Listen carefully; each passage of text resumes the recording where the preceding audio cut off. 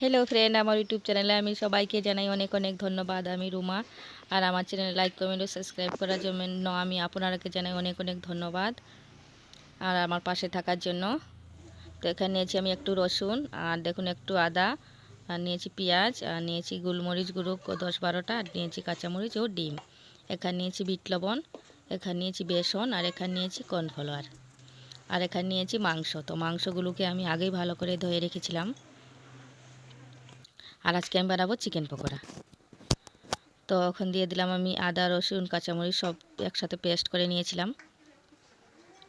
আর দিয়ে দিলাম জিরা গুঁড়ো আধা চামচ, অল্প অল্পই দিলাম। আর দিয়ে দিলাম ধনিয়া গুঁড়ো আধা চামচ, আর দিয়ে দিলাম মরিচ গুঁড়ো আধা চামচ, দিয়ে দিলাম সামান্য হলুদ রং অনুযায়ী, আর দিয়ে দিলাম বেসন 2 চামচ ছোটো চামচের, আর দিয়ে দিলাম কর্নফ্লাওয়ারও 2 চামচ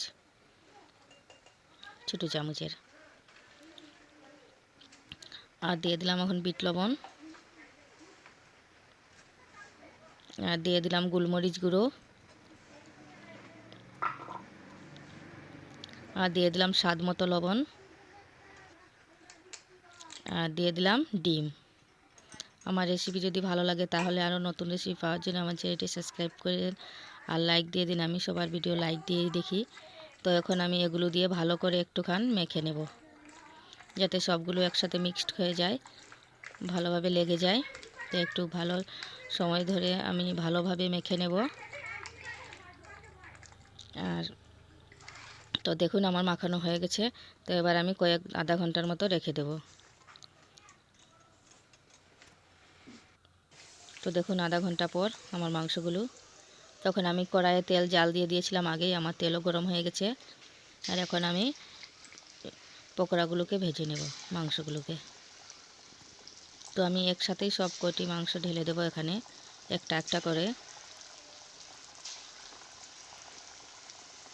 আর এভাবে বানিয়ে খেয়ে দেখেন, খুব ভালো লাগে, ঘরেই তৈরি করা যায় আর খুব ভালো লাগে খেতে,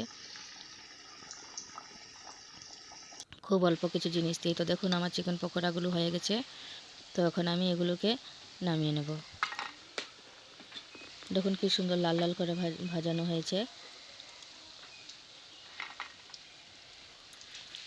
তো সব পকোড়াগুলোকে আমি ওখানে,